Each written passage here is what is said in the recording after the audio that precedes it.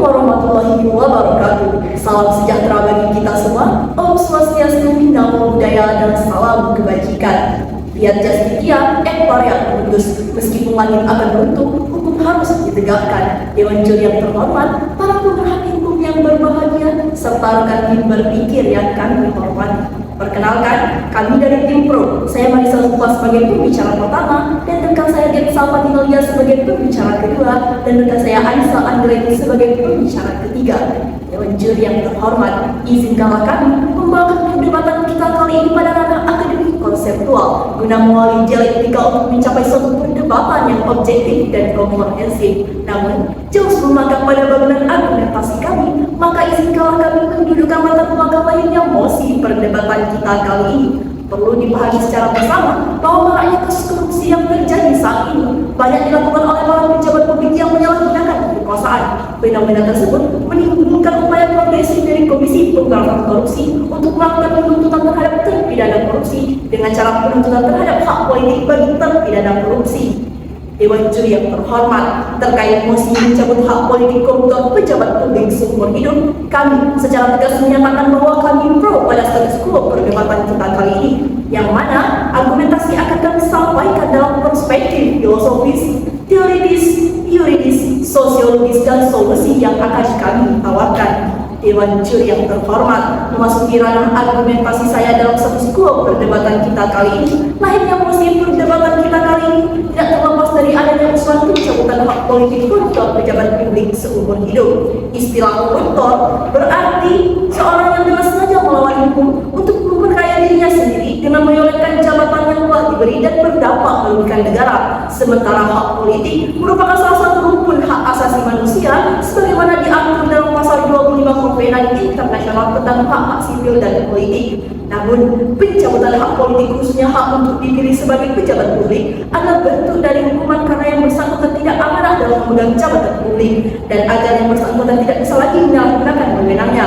Dalam pasal 73 Undang-Undang Nomor 39 Tahun 1999 tentang hak asasi manusia disebutkan, pembatasan atau pencabutan hak asasi manusia hanya diperkenankan berdasarkan undang-undang. Pencabutan hak politik diatur dalam pasal 35 ayat 1 Kitab Undang-Undang Hukum Pidana bahwa hak-hak terpidana dapat dicabut dengan putusan hakim, di antaranya hak memegang jabatan, hak masuki angkatan bersenjata, serta hak memilih dan dipilih dalam pemilihan umum. Dengan demikian, basis hukum bagi hakim dalam memutuskan pencabutan hak politik telah sah karena ada unsur hukum setara dengan undang-undang yaitu KUHP. Dewan Juri yang terhormat, jika kita lihat dari sudut pandang filosofis, pada sila kedua dari Pancasila, korupsi jelas merupakan tindakan yang bertentangan dengan sila kedua ini sebagaimana kemanusiaan yang adil dan beradab. Hal ini dapat ditafsirkan menjadi dua pokok, yaitu pertama, kemanusiaan yang adil mengatakan bahwa korupsi menyebabkan kemiskinan dan kerusakan di mana-mana sehingga hal tersebut patut menjadi penyakit sosial. Kedua, kemanusiaan yang beradab. Hal ini tentu bertentangan dengan tindakan koruptor yang memanfaatkan jabatannya dengan cara yang tidak jujur demi memperkaya diri sendiri dengan merugikan negara, sehingga sudah pantas apabila pencabutan hak politik bagi koruptor pejabat publik dilakukan seumur hidup. Dewan Juri yang terhormat, jika kita lihat dari kacamata yuridis, ketentuan pasal 10 huruf B KUHP bahwasanya salah satu dari bentuk pidana tambahan ialah pertama, pencabutan hak-hak tertentu, kedua, pencabutan barang-barang tertentu, ketiga, pengumuman putusan hakim. Dalam hal pencabutan hak-hak tertentu tersebut berkenaan pasal 18 huruf D Undang-Undang Nomor 39 Tahun 1999 tentang pemberantasan tindak pidana korupsi, yakni UU Aqua menyatakan pencabutan seluruh atau sebagian hak-hak tertentu atau penghapusan seluruh atau sebagian keuntungan tertentu yang telah atau dapat diberikan pemerintah kepada terpidana. Hal ini dapat menjadi landasan yang kuat untuk mencabut politik koruptor seumur hidup, karena jika kita maknai pada perasaan pencabutan seluruh hak-hak tertentu dapat bermakna seumur hidup itu sendiri. Dewan Juri yang terhormat, atas beberapa sudut pandang yang telah kami sampaikan semakin meyakinkan kami bahwa kami pro pada status quo perdebatan kita kali ini. Lex non hominum agenis et societatem. Hukum tidak bermanusiakan bagi manusia yang tidak manusiawi. Dewan Juri yang terhormat, para pemerhati hukum yang berbahagia, serta rekan tim kontra yang kami hormati. Rekam jejak rendahnya vonis hakim terhadap aktor-aktor terpidana korupsi membuat berbagai pihak beropini bahwa penjatuhan hukuman tambahan berupa pencabutan hak politik terhadap terpidana kasus tindak pidana korupsi menjadi salah satu harapan dalam menegakkan pemberantasan korupsi di tanah air. Dewan Juri yang terhormat, jika kita lihat di sudut pandang psikologis, korupsi menimbulkan efek negatif. Salah satunya adalah efek transputasi. Efek ini merupakan implikasi psikologis terhadap kejahatan korupsi, di mana orang menganggap bahwa tindakan korupsi merupakan tindakan yang menguntungkan hingga orang berlomba untuk melakukannya. Padahal hal ini tentu merugikan negara. Oleh karena itu, kebiasaan hal tersebut harus cepat diatasi sehingga tidak ada terjadinya budaya korupsi dalam suatu sistem hukum.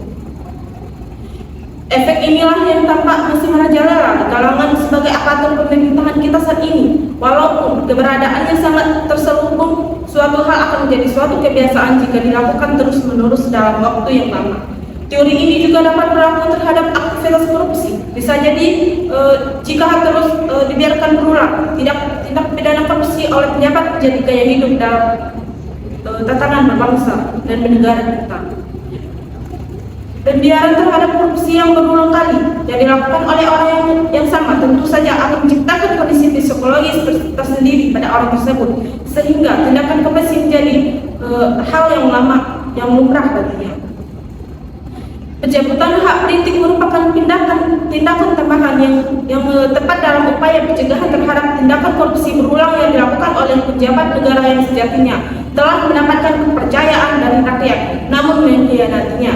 Dewan Juri yang terhormat, dalam pasal 35 ayat 1 Kitab Undang-Undang Hukum Pidana, hak politik itu dapat dicabut dengan putusan hakim. Di antaranya hak memegang jabatan, hak memasuki angkatan bersenjata, hak memilih dan dipilih pada pemilu, serta hak lainnya. Dengan dua ketentuan ini, alasan yuridis bagi hakim untuk memutuskan pencabutan hak politik tentunya sah. Pasal ini diperkuat kembali dengan pasal 73 Undang-Undang Nomor 39 1999 tentang HAM yang menyebutkan pembatasan atau pencabutan HAM yang akan diperlakukan jika berdasarkan undang-undang. Tujuannya untuk menjamin pengakuan dan penghormatan HAM serta kebebasan dasar orang lain, kesusilaan, ketertiban umum, dan kepentingan bangsa. Dengan dua ketentuan ini, alasan yuridis bagi hakim untuk memutuskan pencabutan hak politik tentunya sah. Pencabutan hak politik ini khususnya hak untuk dipilih sebagai pejabat publik boleh dibilang merupakan bentuk dari hukuman lain di luar hukuman pokok. Dicabut hak politiknya karena bersangkutan dinilai majelis hakim tak amanah mengurus jabatan publik yang dipercayakan kepadanya. Atas beberapa sudut pandang yang telah kami paparkan, semakin meyakinkan kami pro dalam status koa perdebatan kita kali ini. Des etiam pasti servanda, artinya etikat baik harus didasarkan pada kemanusiaan. Dewan Juri yang terhormat, para pemerhati hukum yang berbahagia, serta rekan tim kontra yang kami hormati. Memasuki ranah argumentasi saya dalam status quo perdebatan kita kali ini, koruptor merupakan suatu perbuatan yang menyelewengkan jabatan yang telah diberikan kepercayaan untuk meraup keuntungan bagi diri sendiri maupun korporasi yang berdampak merugikan negara. Seseorang yang melakukan tindak pidana korupsi merasa perbuatan ini menguntungkan sehingga dilakukannya secara berulang-ulang yang akan menimbulkan efek kebiasaan. Suatu hal akan menjadi suatu kebiasaan jika dilakukan terus-menerus dalam waktu yang lama. Secara teoritis, hal ini juga dapat berlaku bagi tindak pidana korupsi karena apabila dilakukan secara berulang, suatu hal akan menjadi gaya hidup yang berdampak buruk bagi negara, serta mengurangi tingkat kepercayaan masyarakat kepada pejabat publik. Maka dari itu, usulan atas pencabutan hak politik koruptor pejabat publik harus segera diputuskan dalam setiap perkara korupsi oleh seorang hakim. Jika kita lihat pada kasus korupsi pengadaan driving simulator, uji klinik dengan terpidana Joko memang telah mencoreng nama baik institusi kepolisian RI. Karena Joko Susilo sebagai salah satu perwira tinggi dengan pangkat Inspektur Jenderal Polisi, termasuk dalam jajaran pimpinan Polri, yang seharusnya memiliki martabat dan kehormatan dengan mengabdikan diri kepada kepentingan bangsa, bukan mencari keuntungan dan memperkaya diri sendiri. Dari jabatan yang diembankan, perbuatan kelompok susilo mengakibatkan dampak sosial yang sangat besar, sehingga merugikan masyarakat terutama dalam hal pengurusan SIM. Jika kita dalam kasus tersebut, hal ini tentu mencoreng nama baik institusi negara di hadapan negara lain serta membuat kepercayaan masyarakat kian menurun. Pencabutan hak-hak tertentu hanya untuk tindak pidana yang tegas ditentukan oleh undang-undang bahwa tindak pidana tersebut diancam pidana tambahan.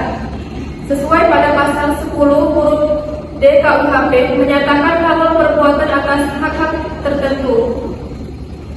Hak tertentu ini dapat kita maknai sebagai hal yang mana diatur dalam pasal 35 KUHP, pencabutan atas hak politik itu sendiri. Namun, hakim harus tegas serta berani dalam memutuskan pidana tambahan ini mengingat koruptor ini merupakan suatu tindakan yang di samping merugikan keuangan negara juga menurunkan tingkat kepercayaan masyarakat. Dewan Juri yang terhormat, jika kita lihat dari kacamata sosiologis bahwa korupsi merupakan penyebab kemiskinan, tercermin dari mahalnya harga jasa dan pelayanan publik.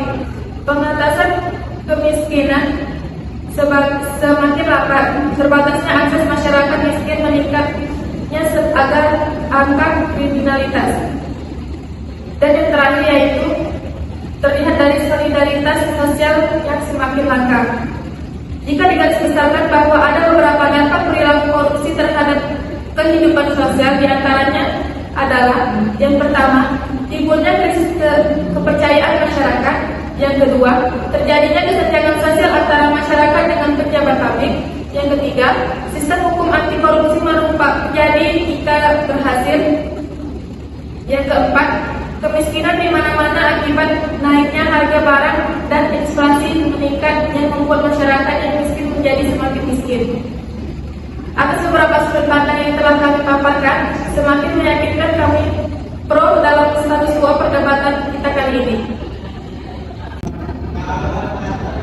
Dewan Juri yang terhormat, para pemerhati hukum yang berbahagia, serta rekan tim berpikir yang kami hormati. Sesungguhnya, masyarakat Indonesia semakin terdidik agar pemberitaan kasus korupsi yang kian berisi, hingga korupsi yang dilakukan oleh mereka yang terdidik, dan apalagi jika mereka yang dididik menjadikan Komisi Pemberantasan Korupsi sebagai sasaran kritik. Oleh karenanya, pencabutan atas hak politik adalah wacana yang pantas kita pilih sebagai upaya mereka tak lagi berkutik. Topik pencabutan atas hak politik seumur hidup ini sangatlah urgent untuk kita putuskan oleh hakim sebagai efek jera bagi seorang pejabat publik yang menyelesaikan jabatannya.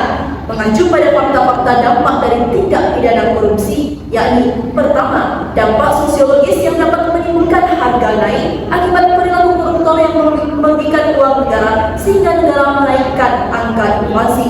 Kedua, dampak filosofis. Hal ini dapat kita lihat adanya pertentangan antara perilaku koruptor dengan ideologi bangsa yakni Pancasila yang mengedepankan kemanusiaan yang adil dan beradab. Ketiga, secara psikologis ini tentu mengakibatkan efek traumatis sehingga menganggap tindak pidana korupsi ini seolah gaya hidup yang harus menguntungkannya tanpa memikirkan kemiskinan di mana-mana akibat ulahnya. Demikian, berdasarkan fakta di atas dapat disimpulkan begitu besarnya dampak dari tindak pidana korupsi, maka dari itu usulan dari pencabutan hak politik koruptor pejabat publik seumur hidup harus diputuskan oleh hakim kepada terpidana tindak pidana korupsi. Maka dari itu, Dewan Juri yang terhormat, ada rekomendasi yang dapat kami tawarkan, yakni pertama, mendorong aparat penegak hukum yang menangani perkara tindak pidana korupsi mengedepankan hukum progresif. Kedua, perbuatan bertanggung-jawaban dari ultimum premium ke ultimum remedium. Ketiga, mendorong hakim yang menangani perkara tindak pidana korupsi harus berani memutuskan penambahan pidana tambahan pencabutan hak politik bagi koruptor tanpa ambang batas atau seumur hidup. Dewan Juri yang terhormat serta pemerhati hukum yang berbahagia, dari berbagai macam sudut pandang yang telah kami paparkan semakin meyakinkan kami bahwa kami pro pada status quo perdebatan kita kali ini. Sekian dari kami, lawan berdebat adalah lawan terbaik kami dalam berpikir. Terima kasih.